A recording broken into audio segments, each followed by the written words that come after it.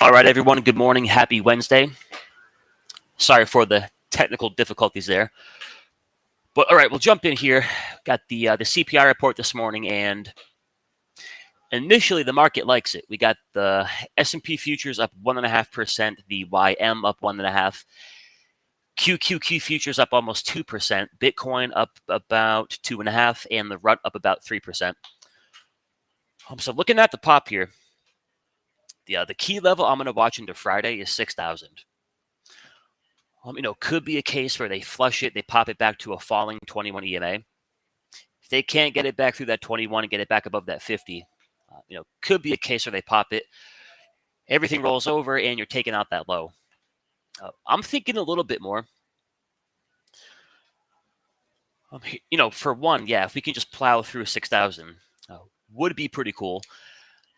I'm looking for, okay, if we can't get through it right now, if we do flush for a little bit, can we put in a higher low? Right, flush it, put in a lower low. Pop it, you put in a high, flush it. If we can make a higher low, conversation's sake, we pull back into 5,900, we hold it and turn the corner. I think all pretty good there for the bulls. If you are bullish or you're looking to get bullish, then what you're not looking for is we pop and then right back down she goes. So I'm going to make that level green just so the market knows what I'm looking for. And if we could get a couple good closes back above 6,000, I do think that daily squeeze gets a lot more interesting.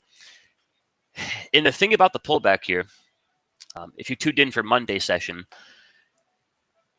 if you look at the pullback through the lens of a 15-minute, 30-minute hourly time frame, it all feels pretty ugly. If we look at the pullback through the lens of a weekly chart, which will load up here any day now, all right, the pullback on the weekly chart, pretty par for the course, just normal ebbs and flows. My definition of an uptrend is we push away from our 21 EMA, we pull back to it. We push away from it, we pull back to it.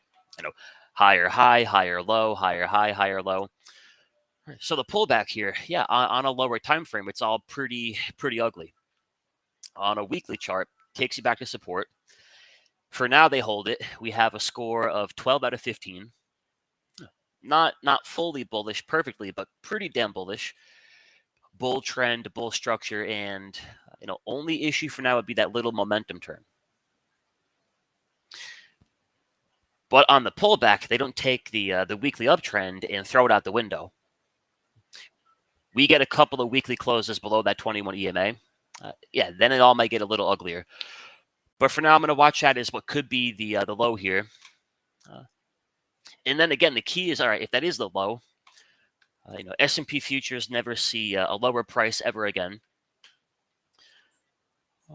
If we're not looking for the immediate rip back towards the highs, what are we looking for? And I think a lot of that can come from your lower time frames. If they're going to take the S&Ps from 59.70 into, all the way back up here at 61, 61.50, what we got to get on a 15-minute, 30-minute hourly time frame and up is that kind of uptrending behavior. So pretty simple way to look at it is, can we get and keep lower time frame buy signals? Right now, we're looking at a 5-minute, 15-minute, 30-minute. If we pull back a bit, do we lose them and get sell signals? If we do, might be a little tricky here. We pull back a bit, and for the most part, 30-minute chart holds up pretty good, 15-minute hourly. Couple of signs of that might have been the bottom. The initial break of the low there, and now the pop, all feels a little bit, short squeezy. That initial short squeeze move, usually pretty fast and furious. The key will be, how do we handle a dip? And I think yesterday is a decent example. All right, trap the shorts, pump it. We do pull back to that key level, and they hold it pretty good. So there is the S&P futures, and then for the NQ,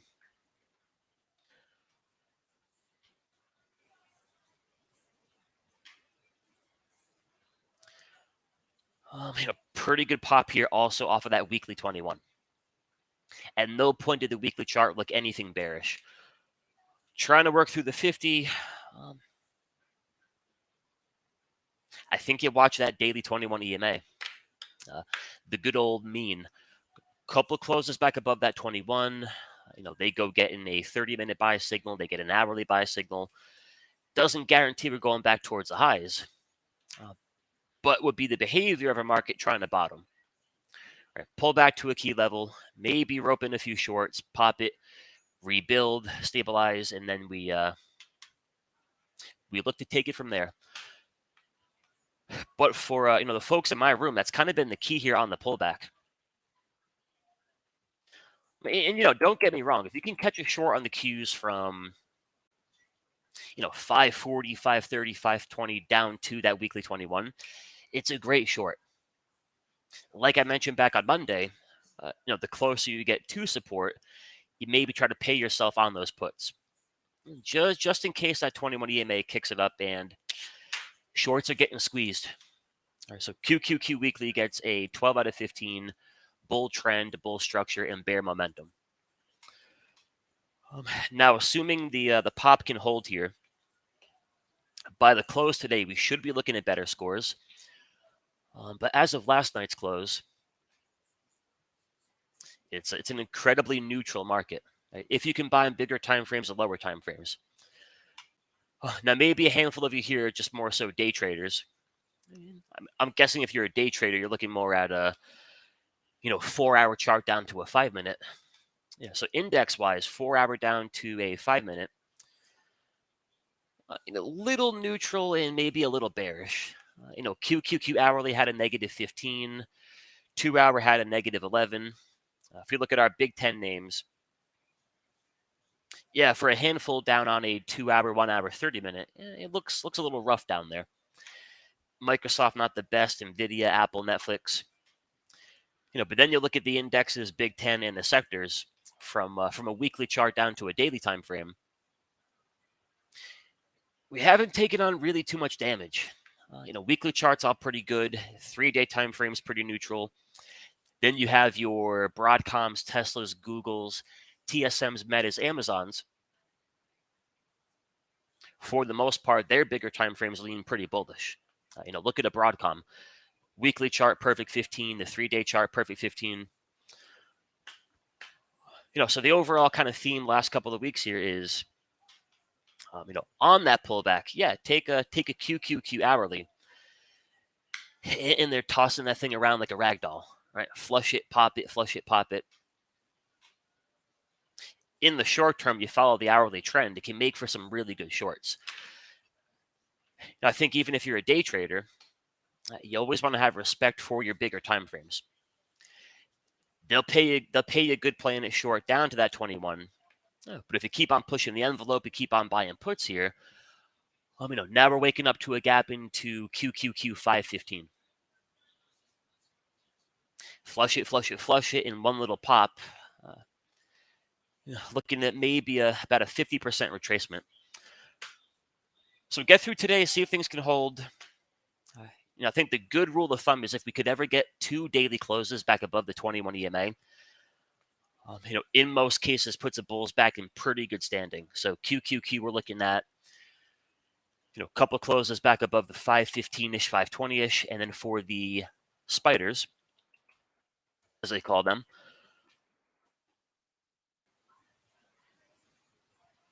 59-50-ish would be pretty swell for the bulls. All right, now for conversation's sake, let's just say all of that does happen. Maybe not today, maybe not this week. But if we have found the bottom, and I talked about what will it look like if we have found a bottom. If we haven't, it'll be the opposite. We'll pull back and we're not going to make a higher low. Right? They'll keep on dumping. They'll take it back to the lows. They'll break it.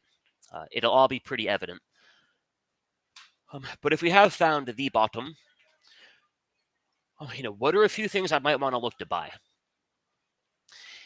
And granted, if we catch a huge short squeeze rally here, then for the most part, everything should catch a pretty good bid. So, for example, take a name like a Microsoft. Here's a great example. Microsoft is gapping up $7 in the pre-market, 415 into 421. So yeah, if they can pop the QQQ 2%, pop the S&P's 1.5%, most names out there are going to catch a pop. But when I look at Microsoft objectively, it's a pretty crappy chart. -11, bear trend, bear structure, bear momentum. If anything, I could argue that Microsoft was relative outperformance on the downside. Got a little worse than the indexes. I want to look more at, during the pullback, during all the back and forth, who's done a better job of holding their ground. Better structure above their buy zones, momentum, all the above. Scoreboard says Broadcom, Tesla, Google, TSM, Meta. And then maybe by tomorrow, the Amazon. So looking at the Broadcom, and one problem I think for your Nvidia's SMH, your Nvidia's, Broadcoms, etc., is the SMH, which going all the way back to September of last year, it's a giant chop fest in that weekly squeeze. Right, they pop it, they pull it back, they pop it. I do think eventually down the road, look, you got a weekly, a 3-day, a 2-day, and a daily squeeze. It's a lot of energy getting built up on bigger time frames. So whether it's next month, whether it's a year down the road, when they begin the fire, right, daily squeeze fires, and the 2-day, then the 3-day, that should trigger a pretty big move. You don't tend to get all those bigger time frame squeezes, and then they kick off a 2 to 3% move. Right, they break it short. As always, call for a move down to about 2.5 to 3 ATR. That could be the old SMH down to 215, 200. They break it long, 290, 300.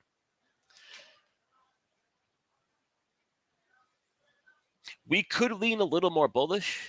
10 out of 15, bull trend, bull structure. But one problem here for the SMH, I think, has got to be that Nvidia. That one they call Nvid. Just a total chop fest as of late. So being that is the biggest name in the SMH, the 140 to 130 to 150 to 130, not much help here. But at the moment, I think Broadcom grades out a lot better than Nvidia. Pulls back to the buy zone, brand new daily squeeze, 12 out of 15, bull trend, bull structure. Little turn of momentum. You also have a lot of lower time frame squeeze action. 4-hour, 2-hour, hourly, 30, and the 15. A little gap into 230-ish. My preference is we're getting Nvidia back on board. Then go buy more TSM, then go buy Broadcom. But I think for now, I could watch that daily squeeze develop and then maybe wait for a buy trigger on the 4-hour, 2-hour, 1-hour, even the 30-minute squeeze. 30-minute goes bullish, hourly goes bullish. Above that daily 21 could make for a nice spot. And then numero dos is Tesla, which had an interesting day yesterday from the high of 422-ish to a low of 395-ish. Now gapping back up into 410. You do have a 4-hour and a 2-hour squeeze.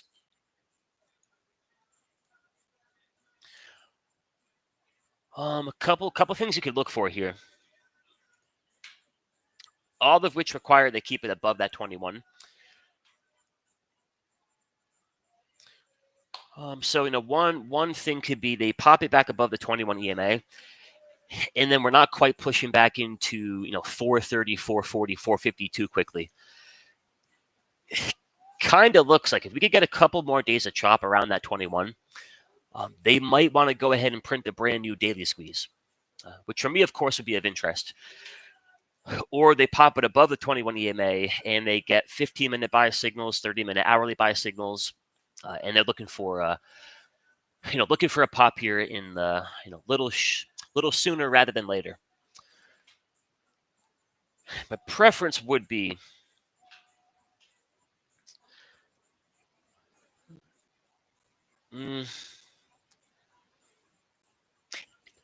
daily squeeze or not.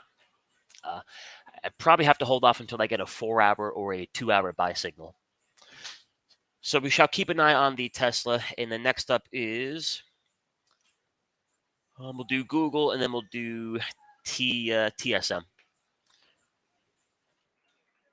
All right, so for Google, brand new daily squeeze, and above that 190-ish. Now look at Google a few days ago. Perfect daily squeeze, got the buy signals trying to push. Then you pull them back to the buy zone. Right, the pull back to that buy zone. This time around doesn't really have anything to do with Google. It's just more so the market. So you're buying Google back here. You're not getting too much wind at your back from the things you need: S&P's, QQQ, Google's peers. Could they take that daily squeeze? Could they trigger a push at least back in the $200? They definitely could if we get a better QQQ behind it. So best case for a Google, best case for an Nvidia, all the above. QQQ on the pop here. We don't completely fail, don't completely drop the ball. Roll over, take out the lows. Best case for Google, all the above. By Friday, by early next week, we are getting those closes back above that 21. All right, won't guarantee the QQQs go into a brand new all-time high. But what it could do for a Google, which is held up pretty good here, is just more so stabilize the overall market. If Google can hold its ground pretty good while the QQQ is pulling back in a pretty ugly fashion, what can good-looking Google do if the QQQ is just chilling? Maybe not ripping higher, maybe not taking out the highs, but a Google might be able to work with that as opposed to the NQ taking out the lows.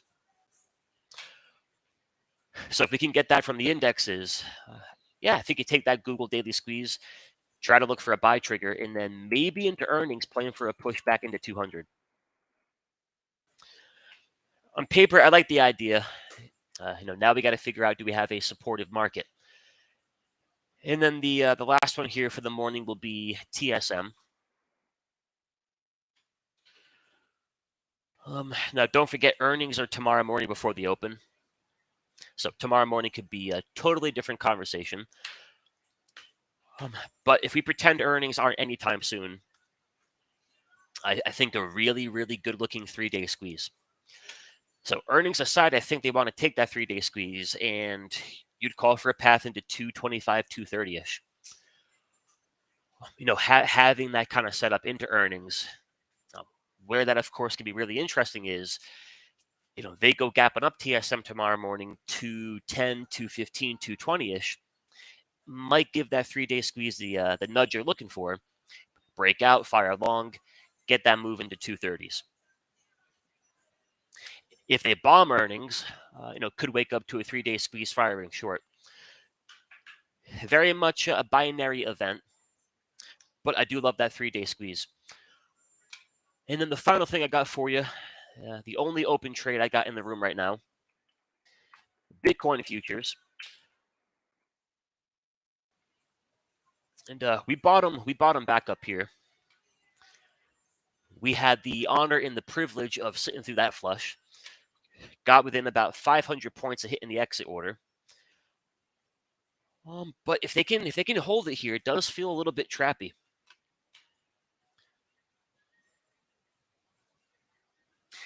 I hate these crowded level trades. Right, you're watching a low, watching that daily 50. I think anybody trying to short that break, it's a pretty obvious trade, which every now and then will work. What I like better is break the low, pop it. On the pop, they fail to get back above the low. Then I think you got a short. This feels more like a bear trap.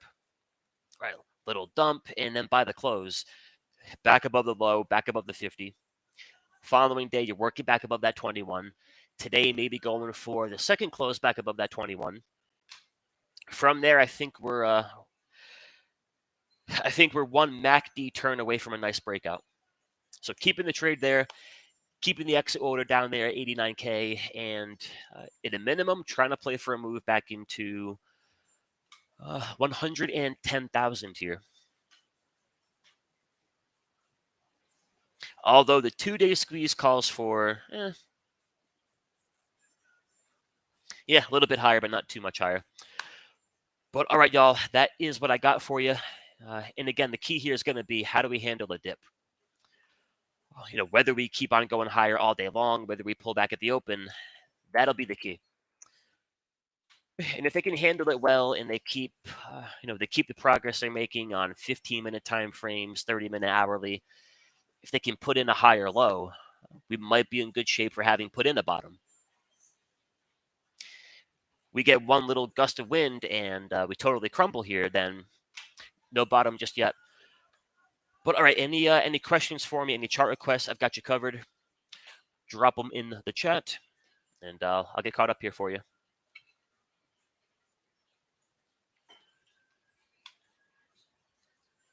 Hey, good morning there, Lorna. Yeah, Jay, can I review the spreadsheet? Absolutely. All right, if you look at the daily chart of the S&P futures here, hey, we got a good little crowd here in the essentials room today. That's what I'm talking about. But all right, so if you look at my chart up here, I've got that one label that says Big 3 score. Right now the S&P chart has a -3. What that comes from is my trend, structure, and momentum checklists. All right, so the whole Big 3 thing, that's a Big 3: trend, structure, momentum. So I've got my trend checklist, I've got my structure checklist, I've got my momentum checklist. Combine them, I'm looking at 15 different things.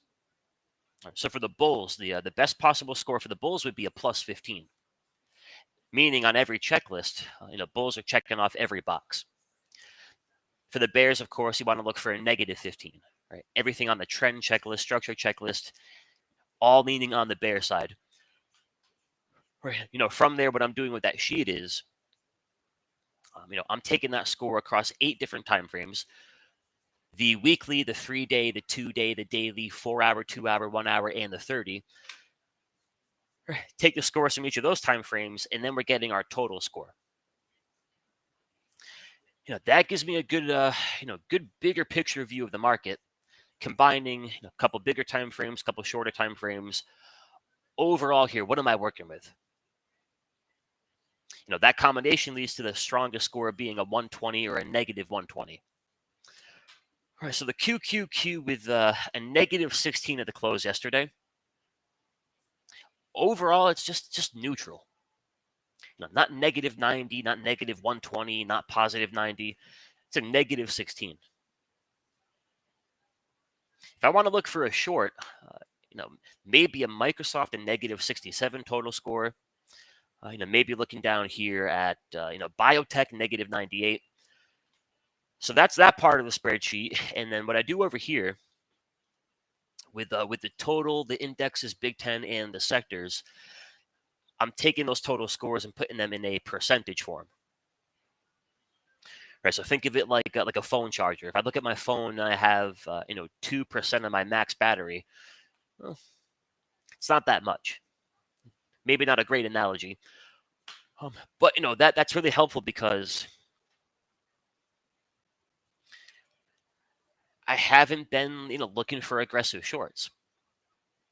Not because my opinion is we're in a bull market or we're not in a bear market. The rankings just say we're neutral. We came into Monday and our total score, which combines our indexes, Big 10, and the sectors, -10%. Tells me a couple of things. One, maybe most importantly, I'm probably not waking up Monday morning at the open and I'm buying calls here left and right. If I've got 90%, maybe I am. Then by the close yesterday, we get a little progress here. Total score improves by 9%. Indexes improve by 28%. Um, Interestingly enough, the Big Ten names drop off by about 16%. All right, but take that total score. What kind of market am I in right now? Not one that I think is great for directional trades. Day trading, yeah, but not, hey, I'm going to buy a crap load of calls here, hold on for 30 days and see what goes down. So that's been a big part of why I'm not getting aggressively short until and unless we can actually break that weekly 21. And again, I get it, 15-minute, 30-minute, hourly. They all got really, really nasty here. But I'm looking at the weekly, and we're kind of due for a pullback to that weekly 21. Nothing bearish, in my opinion, about a pullback to a weekly 21. And so far, the spreadsheet kind of communicates the same opinion.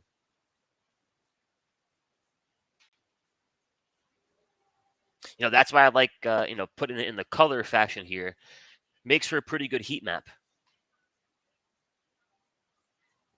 So you can imagine, what kind of market am I in when I'm making, my most money being long, my easiest money, everything's just lined up. It'll be a crap load of green, right, everywhere. Big time frame, lower time frame. You'll have it in the Big Ten. You'll have it across the sectors. Things probably looked like that back in October, November, December of last. So quick little rundown there for you. Hope that made sense. And I pull all that in from the watch list columns here. Okay, cool. Yeah, my pleasure.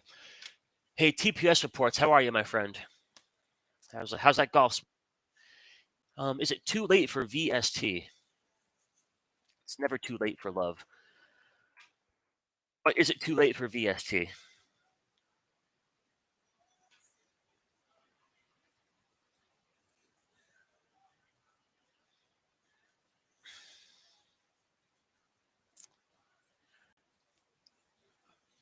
All right, my target would be 180. We're gapping into about 175. But then with respect of our 21 EMA, it'll be a perfect daily chart all the way back down to 155. Perfect 15 trend, structure, momentum. I don't think any of that will change on a little pullback to the buy zone.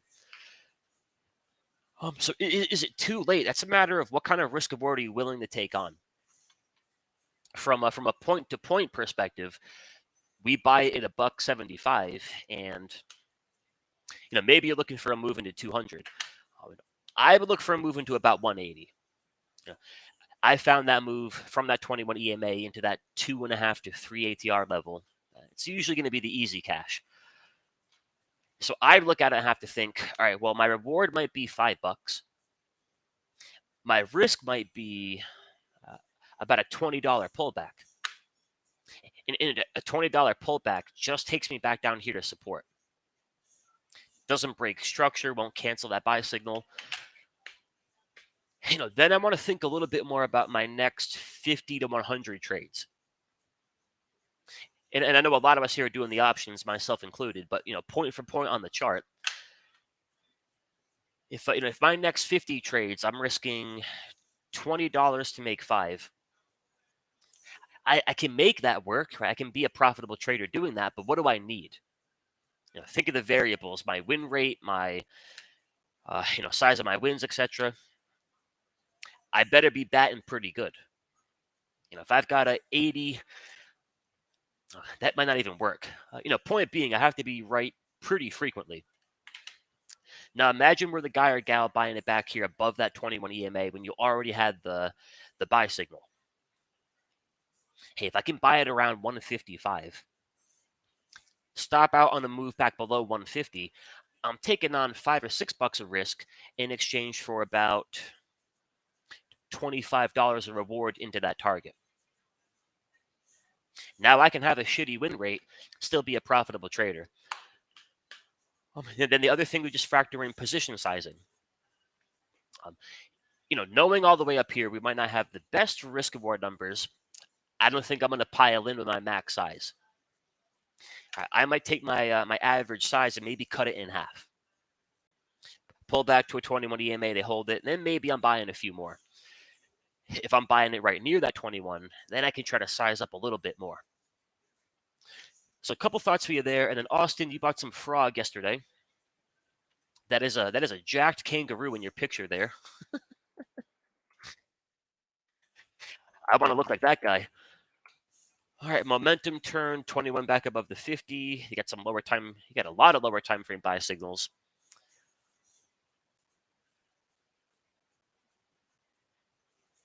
Overall trend and structure could improve, but yeah, you're already catching the pop here into your 200 SMA.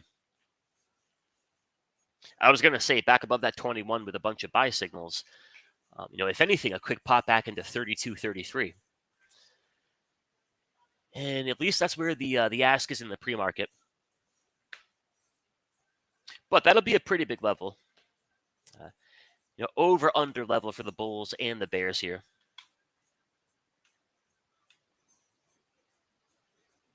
And no, yeah, Claudia, great point. To buy TSM and to buy anything right now, we need that alignment from the ground up. Same goes for the indexes. We don't have problems on a QQQ weekly. We have problems in a QQQ 1 hour, 30 minute, 15 minute. Until they can improve those problems, they really can't go take advantage of that good looking weekly. So that'll be the same thing here for TSM. They can print that 3-day squeeze for another 2, 3, 4 weeks. Until we're getting a 15-minute buy signal, 30-minute, 1 hour, 2 hour, all the above.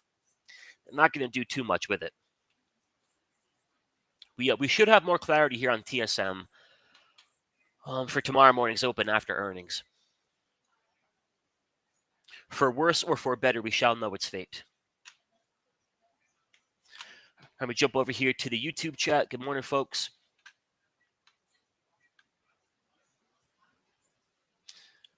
Yeah, sorry for being a little bit late there. Hey, Trip, what's going on, Trip? How are you? Good morning, Terry. Good morning, Fred. Trip, Palantir rally on the open. Not really a name in my wheelhouse, but I can definitely take a look here for you. What you'll find today, guys, is at the open, most names in the market will gap up. And yeah, you're going to have things gapping down, of course, but collectively, a lot of things should gap up with, the IWM up 2.5%, the QQQ up 1.5%, S&P's up 1.5%. Yeah. Anytime you got the indexes up 1.5% to 2%, they're going to take most things with it. But for the same reason most things have pulled back as of late, if the indexes fail on the pop here, right, can't get any higher, pull back, break support, take out the lows. Any pop you get here in Palantir today, the odds are kind of favored. They're going to fail as well. Point being, I think for a lot of things you might want to look to buy right now, your first buy trigger should be S&P's QQQ. If I'm looking only at the stock, I would have been long Google back on Friday or Thursday.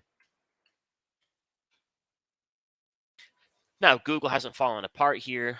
Not too bad, but I'm not getting paid.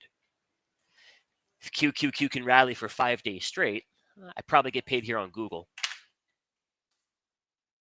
Indexes first, but for Palantir, I would at least look for a hold here above that daily 50.